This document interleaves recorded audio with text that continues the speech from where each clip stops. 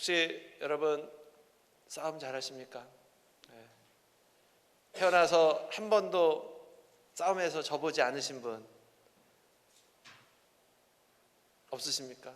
네. 어떤 분이 이렇게 자랑하더라고요. 나는 태어나서 한 번도 싸움에서 져본 적이 없습니다. 아니 어떻게? 그랬더니 한 번도 싸움을 해본 적이 없습니다. 싸움이 일어날 때마다 도망쳐서 한 번도 싸워보지 않았습니다. 사람들마다 좀 이렇게 싫어하는 사람이 있다고 그래요.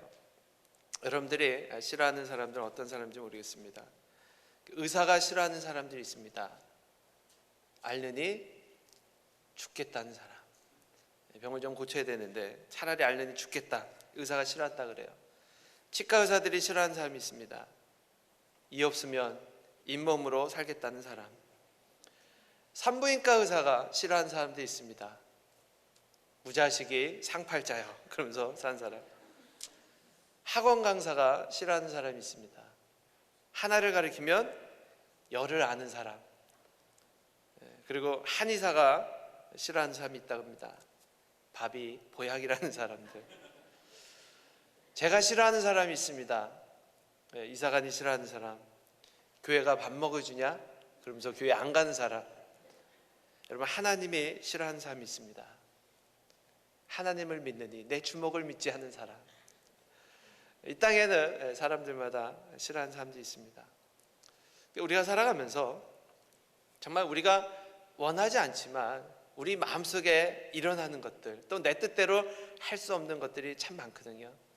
오늘 우리가 이 말씀을 통해서 우리 마음속에 내가 원하는 대로, 믿는 대로, 구하는 대로 그대로 이루어지는 그러한 승리가 우리 삶 가운데 일어나기를 주 이름으로 축원합니다. 오늘 말씀의 제목이 뭡니까? 이기려면 싸워야 한다. 왜 우리가 크리스찬들이 참는 법, 양보하는 법 이런 것들을 가르쳐야 되는데 오늘 말씀이 이기려면 싸워야 한다. 어떠한 것을 이야기하는지 우리가 말씀을 통해서 같이 은혜를 나누길 원합니다. 지금 나는 참 행복하다. 혹시 그렇게 확실하게 여러분 자신 있게 이야기할 수 있는 분 계십니까? 나는 정말 행복하다. 여러분 정말 행복하십니까? 아멘. 만약에 행복하지 못하다고 느끼는 분이 있다면 그 이유가 무엇입니까? 내가 남들보다 가진 것이 적기 때문에, 아니면 남들보다 지위가 낮기 때문에, 남들보다 시간이 없어서, 가정의 문제로, 남들보다 지위가 낮기 때문에 여러분들이 누리지 못하는 많은 그 베네핏들, 아니면 남들보다 못생겨서, 키가 작아서. 가만히 한번 생각해 보십시오. 왜 내가 행복을 느끼지 못하는 것일까? 모든 문제는 상황은 조금씩 달라도요, 내가 원치 않는 그러한 일들이 삶 속에서 나타나기 때문에 우리는 행복을 느끼지 못하는 겁니다. 아프고 싶지 않은데 육신에 질병이 찾아옵니다. 그 질병 때문에 고통받는 분이 있을 거예요. 또 물질이 넉넉하지 못해서 아마 어려움을 겪는 가정도 있을 겁니다. 가정의 문제, 직장의 문제, 내가 속해 있는 교회 안에서조차 사람과의 불편한 관계 때문에 근심하는 사람도 계실 겁니다. 그러고 보면 우리는 삶 속에서 누구나 크든지 작든지 그런 문제들을 안고 살아갑니다. 내가 보는 눈으로 다른 사람을 바라볼 때, 야, 내가 저 정도 되면은 정말 맨날 행복하게 살겠다. 여러분 그렇게 생각하는 사람이 있습니까? 내가 저 사람 정도 되면, 저 사람 물질 정도, 저 사람 가지고 있는 그 환경 정도면 나는 맨날 할렐루야 소리치고 살겠다. 그런데 실제로 그 사람에게 또 물어보면요, 그 사람 나름대로 문제를 가지고 살아간다는 거죠. 건강하면, 돈이 많으면 행복할 것 같은데 여러분 부자들은 잠을 잘 못 잔답니다. 왜? 밤에 누가 들어와서 훔쳐갈까 봐. 그 물질 때문에. 모르겠습니다. 여러분들 침대 밑에는 캐시가 얼마나 있는지. 알래스카에서는요, 침대 밑에 캐시를 이렇게 깔고 잡니다. 금고에 맡기는 것이 불안하니까 침대 밑에. 어느 한 분은 그 현찰 뚫뚫뚫 말아갖고 냉동고에다가 이렇게 얼음에다 해서 얼려놨어요. 그러면서 날마다 열어보고 확인한대요. 있는지. 돈이 있지만 누가 훔쳐갈까봐 날마다 두려움 속에 살아간다 그래요. 또 어떤 분은 이런 얘기하니까 그런 얘기 하세요. 나도 그런 걱정 좀 해보고 싶다. 누가 훔쳐갈까봐 그런 걱정 좀 해보고 싶다. 정말 그렇습니까? 실제로 우리는 참 저 사람 행복할 것 같다라고 생각하는 그 사람도 나름대로 문제를 가지고 살아간다는 거죠. 결국 이 모든 것들을 종합해 볼 때 우리에게 찾아오는 문제는 사람의 높음이나 낮음이나 부의 많고 적음에 상관없이 남녀노소 가리지 않고 모두에게 찾아온다는 것을 우리가 분명히 기억해야 합니다. 사람들에게 닥친 이 어려움이 해결되어지면은 행복해질 것 같습니다. 지금 내가 가지고 있는 이 문제가 해결되면은 행복할 것 같습니다. 그런데 또 다른 문제는 뭐냐? 그 문제가 해결되면 또 다른 문제가 찾아온다는 거죠. 하나님을 믿는 사람들 중에 쉽게 하나님을 저버리고 떠나가는 사람들, 신앙을 포기하는 사람들, 그 사람들은 바로 하나님에 대해서 잘못 이해하고 있기 때문에 지금 제가 말씀드린 것처럼 하나님에 향한 그 신앙을 잘못 이해하기 때문에 쉽게 하나님을 떠납니다. 하나님 잘 믿으면 복을 주시고 잘 살아야 되는데 근데 그 믿음이 깨지니까 떠나는 거예요. 야, 이거 하나님 믿어도 별 볼 일 없구나. 하나님이 나에게 복을 주셔야 되는데 하나님을 믿었는데 똑같아요.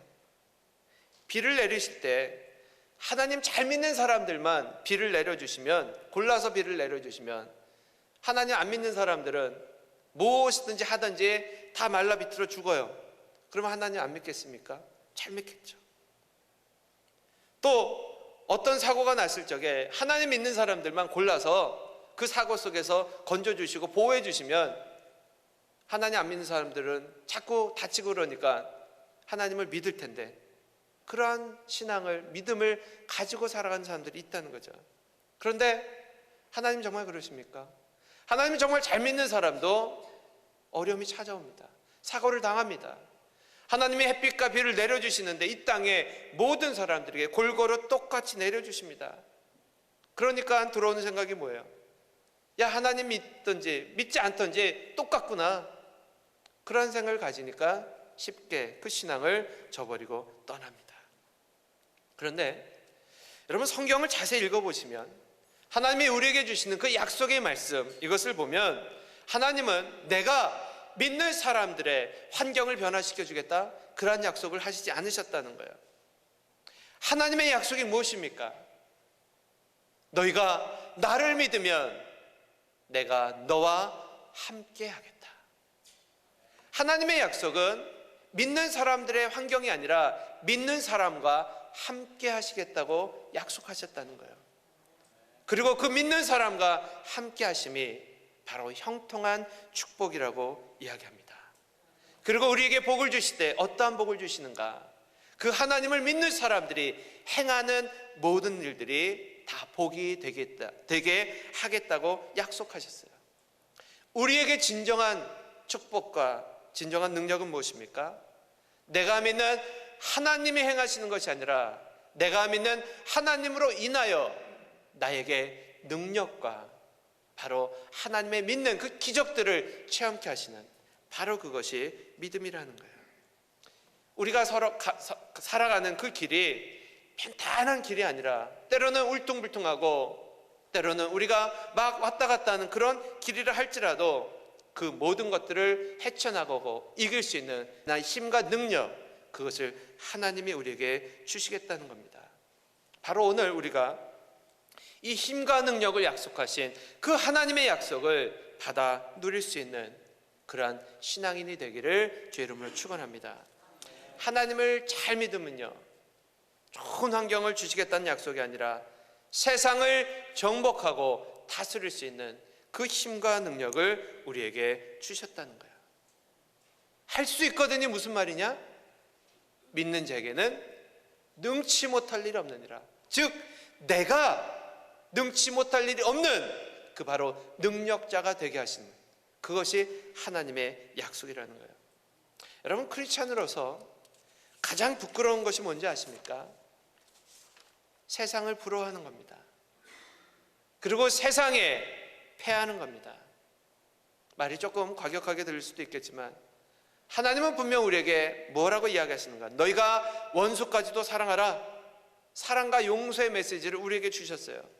그렇습니다. 하나님을 믿는 우리는 분명히 용서하지 못할 사람이 없습니다. 그런데 우리가 단 한 가지 타협하지 않아야 될 것이 있습니다. 여러분, 그게 뭡니까? 바로 그것이 죄입니다. 죄. 죄와는 타협하지 말아야 합니다. 오늘 본문 말씀 7절은 뭐라고 이야기합니까? 그런즉 너희는 뭐라 그래요? 하나님께 순복할지어라 마귀를 대적하라. 그리하면 너희를 피하리라. 마귀를 사랑하라 이렇게 이야기하지 않았어요. 마귀는 우리의 원수인데 원수도 사랑하라 그랬으니까 여러분, 마귀를 사랑해야 됩니까? 그런 논리가 아니죠. 마귀를 대적하라. 세상 모든 것은 다 용납하지만, 받아들이지만 이 죄하고는 타협하지 말라는 거예요. 피 흘리기까지 싸우라고 합니다. 오늘 본문 말씀처럼 우리는 대적해야 돼요. 얼마 전에 크리스찬 신문을 보고 깜짝 놀랐습니다. 미국 신학의 보수라고 자랑하고 있는 심벌과 같은 그 학교, 풀러 신학대학교에서 동성애자들의 그 동아리를 허락했다 그래요. 이것이 논란이 되니까 학교에서 또 그렇게 발표했습니다. 우리는 동성애를 허용한 것이 아니다. 그러나 동성애자들이 가지고 있는 그것을 그냥 그대로 인정한다는 거예요. 뭐가 다릅니까? 술병을 가지고 다니면서 나는 술을 좋아하지 않는다. 나는 술을 마시지 않는다. 우리가 그 모든 것들을 허용하고 받아들이면서 나는 그것을 인정하지 않는다라고 이야기하는 것, 여러분, 굉장히 위험한 겁니다. 대적하는 것과 우리가 멀리하는 것과 이것을 가까이 하는 것, 언젠가 우리가 이것을 가까이 할 때 우리에게 이것이 유혹이 되어지고 그것이 우리에게 죄를 짓게 하는 바로 통로가 됨을 알아야 됩니다. 그래서 하나님은 뭐라고 이야기합니까? 죄는 그 모양이라도 버리라고 이야기하고 죄는 멀리 대적하라고 합니다. 그런데 우리가 죄를 짓고 회개하고 죄를 짓고 회개하고 이러한 삶을 살아가는데 정말 우리 신앙인들 중에서 우리가 정말 부끄러워해야 될 것은 뭐냐? 싸워보지도 않고 패하는 겁니다. 여러분, 싸우다가 지는 것, 그것이 창피한 일입니까? 정말 창피한 일은요, 싸워보지도 않고 패하는 겁니다. 많은 분들이 베드로의 이야기를 하면 그렇게 이야기합니다. 베드로가 예수님이 물 위로 걸어오실 때 제자들이 그것을 보고 유령이다 그러고 놀라워합니다. 그리고 베드로가 배 위에서 내려서 예수님께로 걸어갑니다. 물 위로 걸었어요. 근데 빠집니다. 그러니까 우리가 이러한 이야기를 들을 때 뭐라고 이야기하는가? 야, 베드로가 왜 의심하였지? 베드로가 믿음이 부족하구나. 그러면서 베드로가 빠진 거에 대해서 이야기한다는 거예요. 그런데 여러분, 정말 베드로가 믿음이 없는 사람입니까? 누가 창피합니까? 물 위를 걷다가 실패한 베드로가 창피합니까? 저는 그렇게 생각하지 않습니다. 정말 창피한 사람들은요, 배 위에 남아있는 제자들입니다. 주님이시다라고 이야기하면서도 두려워서 그 배에서 내리지 못하고 배 위에 남아있는 사람, 그 사람들이 정말 실패자라는 거예요. 싸우다가 지는 것 괜찮습니다. 정말 우리의 신앙인들 중에서 우리가 부끄러워할 것은 뭐냐? 싸워보기도 전에 패배를 인정하는 자입니다. 구약 성경에 나오는 사울 왕이 있습니다. 전쟁이 일어났습니다. 골리앗이라는 장군이 군대를 이끌고 이스라엘을 침공합니다. 근데 사울 왕이 전쟁에서 패했어요. 근데 여러분 어떻게 패했는지 아십니까? 싸우다가 패한 게 아닙니다. 그 거인 골리앗이 어마어마하게 크니까 그의 겉모습을 보고 스스로 싸워봤자 이거는 지는 게임이다. 그러고는 패배를 인정한 거예요. 두려워서, 이스라엘 백성 모두가 두려워서 전쟁에 나가지 못합니다. 근데 누가 나가서 싸웠습니까? 다윗이었어요. 우리가 말씀을 나눴지만 12명의 정탐꾼들 중에서 누가 패배자가 되었습니까? 10명의 정탐꾼이 이야기합니다. 그 땅을 보고 돌아와서 이야기합니다. 싸워보기도 전에 우리는 메뚜기 떼 같더라. 그들이 보기에도 우리가 메뚜기 떼 같았을 거다. 싸워보기도 전에 스스로 패배를 인정합니다. 거대한 몸짓에 외모에서 풍기는 어마어마한 그 무기들 때문에 스스로 패배를 인정합니다. 여러분 삶 속에서 여러분들이 생각하고 있는 해도 나는 분명히 안 될 거야 라고 인정하는 것들이 있습니까? 우리 교회는 안 돼. 에이, 쟤는 안 돼. 우리는 안 돼. 해보기도 전에 스스로 포기하는 것들이 있습니까? 바로 그것이 패배 인생입니다. 그런데 하나님이 우리 크리스찬들에게 요구하는 것이 뭐냐? 너는 할 수 없지만 내가 함께하고 도와주면 할 수 있다. 바로 그 믿음을 우리 크리스찬들이 갖기를 원하는 겁니다. 하나님은 겁을 내고 내 앞에 닥친 그 문제를 스스로 포기하고 도망치는 그 사람을 하나님이 만나 주셔서 그 환경을 능히 해결할 수 있는 그 하나님이 우리 안에 계심으로, 나를 도와주심으로 이제는 할 수 있다라는 그 믿음을 우리가 갖기를 원하신다는 거예요. 여러분, 신앙인들은 환경을 바라보는 자가 아닙니다. 신앙인은 누구를 바라봐야 합니까? 바로 우리와 함께 하시는 그 하나님을 바라봐야 합니다. 여러분, 다른 것은 다 참으십시오. 그러나 이 죄와는 분명히 대적하시고 싸워서 이기시기를 바랍니다. 하나님의 법은 우리가 낮아지면 우리를 높여주시는 겁니다. 우리가 연약할 때 우리를 강하게 하시는 겁니다. 하나님이 우리를 강하게 하실 때 우리는 비로소 담대한 그 승리를 우리가 얻을 수가 있는데, 우리가 싸워보지도 않고 스스로 패하는 자가 아니라 우리가 이 땅에 살아가면서 만나는 모든 어렵고 힘든 일, 그 불의와 싸워서 이길 수 있는 우리가 되길 원합니다. 그 죄를 이길 수 있는 방법, 오직 싸우는 것밖에 없다는 거예요. 피하는 것이 아니라 싸우는 것밖에 없다는 거예요. 그러면 어떻게 싸워야 합니까? 어떻게 싸워야 됩니까? 먼저 첫 번째로 선으로 싸워야 합니다. 악한 것과 싸우는 방법은요, 선이라는 거예요. 로마서 12장 21절에 보면 하나님은 악에게 지지 말고 선으로 악을 이기라, 이 말씀을 우리에게 주셨습니다. 우리들이 저지르는 실수 중에 하나가 뭐냐? 악을 악으로 갚는 겁니다. 어떤 그 아파트에 사는 사람이 짜장면을 이렇게 배달시켰습니다. 근데 이 배달원이 그 집에 방문했는데 이 아파트가 고층이에요. 근데 그 집 보니까 24층에 사는 거예요. 근데 그날 이 엘리베이터를 점검하느라고 엘리베이터가 운행을 안 해요. 여러분, 이 짜장면 하나 들고서 24층까지 올라가는 게 쉽습니까? 올라갔습니다. 올라가다 보니까는 힘들어요. 투덜투덜 대기 시작합니다. 그러면서 어떤 마음이 들었는가? 아, 참 고약하다. 하나를 가지고 날 이렇게 힘들게 하나? 그리고는 짜장면을 열어갖고 침을 뱉었어요. 음식에다가. 골탕 좀 먹어보라. 그러고는 침을 뱉었어요. 올라갔어요. 올라가고 딱 붙으면서 마음속에 어떤 마음이 드는가? 쾌감이 있는 거죠. 내가 이 사람을 골탕 먹였다. 근데 이 짜장면을 딱 받아든 사람이 친구가 찾아왔다고 짬뽕 하나만 더 갖다 달라고 주문을 했습니다. 이 사람이 돌아서면서 자신은 골탕을 먹었다고 생각했는데 오히려 또 짬뽕을 배달해 줘야 되는 그러한 수고를 그 사람이 하게 됩니다. 우리가 살아가면서 아마 이런 것들 많이 경험할 수도 있을 거예요. 정말 상대방에게 나에게 힘들게 하기 때문에 내가 그 사람을 일부러 콜탕을 먹이려고 얼마나 이런 것들을 많이 우리가 행합니까? 그러나 하나님은 우리에게 뭐라고 이야기하시는가? 악을 악으로 갚지 말고 선으로 악을 이기라고 합니다.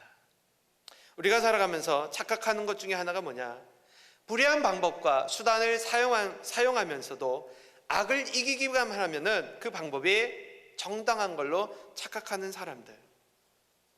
그 중에 대표적인 것이 저는 불법 대모라고 생각합니다. 법을 고치자, 이 사회를 바로잡자, 이념은 참 좋습니다.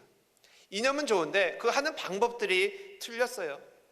불을 지르고요, 막 건물 이런 것들을 막 사람들을 거기다 가둬놓고요, 차량 이런 것들을 막 파괴하고요, 자신들이 그 목적을 달성하기 위해서 많은 불법을 행합니다. 그러면서 뭐라고 얘기합니까? 자신들이 행하는 것을 옳다고 주장합니다. 그런데 여러분, 폭력은 어떠한 경우에도 정당화될 수가 없습니다. 선을 위해 싸우는 사람들은 반드시 믿음이 있어야 됩니다. 악을 이기는 것은 악이 아니라 선이어야 한다. 순간적으로 악을 이겼다고 해서 그것이 해결되는 것이 아니라는 거예요. 우리 신앙인들은 무슨 일을 하시든지 무슨 일을 당하시든지 선을 행하시기를 바랍니다. 여러분, 선이 무엇입니까? 바로 정직과 진실을 이야기합니다. 눈앞에 보이는 이익을 위해서 살아가지 마시고 적당히 거짓이 통하는 그 세상을 여러분 살아가지 마시고, 좀 손해를 본다 할지라도, 좀 돌아간다 할지라도 정직하고 올바른 길을 걸어가길 원합니다. 뇌물이 통하는 세상은요, 그 사회는 망한 세상입니다. 우리나라도 그랬고요, 지금은 많이 발전되어 가고 있지만 이 땅에 아직도 많은 나라가요, 뇌물이 통합니다. 후진국일수록 더 그래요. 그 사회는 망하는 사회요, 아주 부패한 사회입니다. 하나님은 하나님의 사람 엘리야 한 사람을 사용하셔서 바알 선지자 850명과 싸워서 이기게 하셨습니다. 여러분, 이것이 가능한 일입니까? 850대 1의 싸움. 그런데 믿음의 사람 한 사람이 거짓 선지자 850명과 싸워 이겼다는 거예요. 앞에서도 말씀드렸지만 작은 소년, 그 다윗, 그 믿음의 한 사람, 그 어린 소년을 사용하셔서 거인 골리앗과 그 블레셋을 싸워 이깁니다. 모세 한 명을 하나님은 사용하셔서 애굽의 군대를 물리치십니다. 하나님은 오늘 바로 그 믿음의 한 사람을 찾고 계십니다. 세상의 방법이 아니라 하나님의 사람, 믿음의 그 한 사람, 그 한 사람이 저와 여러분 되기를 주의 이름으로 축원합니다. 또한 우리가 어떻게 싸워야 됩니까? 우리 크리스찬들은요, 실력으로 싸워야 합니다. 하나님이 우리를 낮아지게 하시면, 우리가 낮아지면 하나님이 우리를 높여주신다고 하니까 자꾸 낮아지는 분들이 계십니다. 근데 분명한 것은요, 우리의 자세가 낮아져야지 실력이 낮아지면 안 된다는 거예요. 여러분, 비굴한 것과 겸손한 것을 착각하면 안 됩니다. 우리는 실력이 있어도 하나님 앞에 겸손한 자들이지 우리가 비굴한 삶을 살아가면 안 된다는 거예요. 여러분, 크리스찬들은 실력을 키우셔야 합니다. 평범한 직장인들이 하나님 믿으세요 라고 이야기하는 것과 길거리에 홈레스들이 하나님 믿으세요, 복 받습니다 라고 이야기하는 것과 한 나라의 엄청난 사업가가, 나라의 국회의원 이런 분들이 하나님을 믿으십시오라고 이야기하는 것과, 여러분, 어떠한 것이 더 큰 영향력이 있겠습니까? 세상의 홈레스들이 길거리에서 간판을 들고 God bless you 라고 이야기하면서 여러분 예수 믿으세요 라고 이야기하는 것, 여러분, 그것이 복음의 능력이 나타납니까? 그러지 않습니다. 제가 이야기하는 것은 부자들이 복음을 전해야 된다, 이 이야기를 하는 것이 아닙니다. 하나님을 믿는 사람들은 하나님의 그 믿음의 증거들이 삶 속에서 나타나야 된다는 거예요. 세상을 정복하고 다스려라, 이 말은 우리 크리스찬들이 실력을 키워야 될 것을 의미하고 있습니다. 여러분, 어둠을 물리치기 위해서는요, 물질도 필요하고 실력도 필요합니다. 한 나라의 대통령이 정말 신앙으로 올바르게 했으면은요, 그 나라가 복받습니다. 근데 그 나라의 대통령이 정말 사람이라면요, 모든 백성들이 다 고난을 당합니다. 실력이 하나님을 믿는데 유일한 무기가 될 수는 없습니다. 그러나 세상을 이기기 위해서는 실력이 필요하다는 거예요. 그 다니엘의 학습법이라는 책이 있습니다. 그 저자가 서울대 수석이에요. 사람들이 이야기했대요. 자기가 목사가 되겠다. 그리고 신학교에 입학을 하니까 사람들이, 야, 그 좋은 머리로, 그 똑똑한 머리로 왜 신학교를 가냐? 신학교는 세상 일 하다가 할 거 없어서 실패자들이 가는 거. 점수가 안 돼서 커트라인이 떨어져서 가는 그러한 대학교로 인식하고 있더라는 거죠. 그 친구가 이야기합니다. 하나님의 복음을 전하는 그 목사가 세상에서도 가장 좋은 대학교에서 가장 우수한 성적으로 목사가 될 수 있다는 것을 저는 보여주고 싶습니다. 하나님의 사람이 그 실력을 키우기 위해서 그러한 영향력을 발휘할 때 많은 사람들에게 엄청난 영향력을 주었다는 거죠. 최경주라는 골퍼가 있습니다. 이 사람이 우승하고 난 이후에 기자들과 인터뷰를 했어요. 필드를 걸을 때 대부분의 사람들은 다음 샷을 생각하면서 걷는다고 합니다. 어떻게 저 공을 처리할 것인가. 그런데 최경주 그분은 이렇게 이야기했어요. 저는 공을 친 후에 걸어가면서 하나님의 말씀을 묵상합니다. 외웁니다. 그 시간이 가장 좋대요. 아무의 방해도 받지 않고 말씀 카드를 꺼내놓고 그 말씀을 암송하면서 걷는 거 참 자기한테 유익한 시간이래요. 그런 분들이 하나님이 나와 함께 하시다라는 그런 간증들을 할 때 얼마나 영향력이 큽니까? 한때 해리포터라는 마술 영화가 전 세계적으로 유행한 적이 있습니다. 지금도 시리즈들이 나와서 많은 아이들이 그 영화를 보면서 꿈과 희망을 가지고 이렇게 이야기합니다. 한쪽 크리스찬 커뮤니티에서 무엇을 하였는가? 이 영화는 성경에 위배되니 자녀를 보내지 마십시오. 이 영화는 성경적이 아니니까 아이들이 보지 못하게 하십시오. 여러분, 이것이 정말 우리 크리스찬들의 무기입니까? 하지 마라, 보지 마라, 가까이 하지 마라, 먹지 마라. 이것이 정말 크리스찬의 무기입니까? 아니요. 저는 그거보다 더 훌륭한 영화 감독들이 나와서 배너와 같은 정말 마술 영화가 아니라 하나님의 그 신앙을 정말 선포할 수 있는 그런 영화 감독들이 나왔으면 좋겠습니다. 바로 그것이 정말 세상을 이기는 힘이라는 거죠. 마지막으로 어떻게 우리가 이겨야 합니까? 믿음으로 싸워야 합니다. 결국 모든 악을 이길 수 있는 것은 믿음입니다. 다윗도 엘리야도 모세도 모두 믿음의 사람들이었어요. 우리가 잘 알고 있는 종교개혁을 이룬 마틴 루터, 그가 종교 재판을 회부됩니다. 그리고 이 종교 재판을 받으면 사형을 당할 수도 있었어요. 그러자 이 마틴 루터 목사님이 마음속에 두려움이 찾아옵니다. 아, 내가 잘못한 것은 아닌가? 괜히 이것을 섣불리 시작했다가 내가 이제 죽게 되는구나. 두려움에 휩싸였다는 거예요. 그때 그의 아내가 까만 상복을 입고요, 촛불을 켜고 그 마틴 루터 앞으로 나옵니다. 그러자 마틴 루터가 놀라면서, 아니 여보, 누가 죽었어? 그러고는 물어봤어요. 그러자 그 아내가 뭐라고 이야기했는지 아십니까? 예, 하나님이 죽었습니다. 자기 남편 앞에서 하나님이 죽었습니다라고 이야기하니까 이 남편이 깜짝 놀라는 거예요. 아니, 무슨 그런 망발을 합니까? 하나님이 죽다니요. 그러자 그 아내가 이렇게 이야기했어요. 당신이 능력의 하나님, 그 하나님을 믿으면서도 이렇게 두려워하는 것을 보니 분명 하나님은 죽은 것이 분명합니다라고 이야기를 했다 그래요. 이 아내의 말을 듣고 그 마틴 루터가 다시 힘을 냅니다. 내가 그 종교 재판을 회부한 그들을 두려워하였구나. 하나님이 나와 함께 하신데, 하나님이 나를 도와주시는데 내가 두려워하였구나. 그리고 다시 힘을 얻어서 지금 우리가 믿고 있는 이 개신교, 종교의 개혁을 그가 완성해 낸 겁니다. 그때 그분이 작사 작곡한 찬송, 여러분 그게 뭔지 아십니까?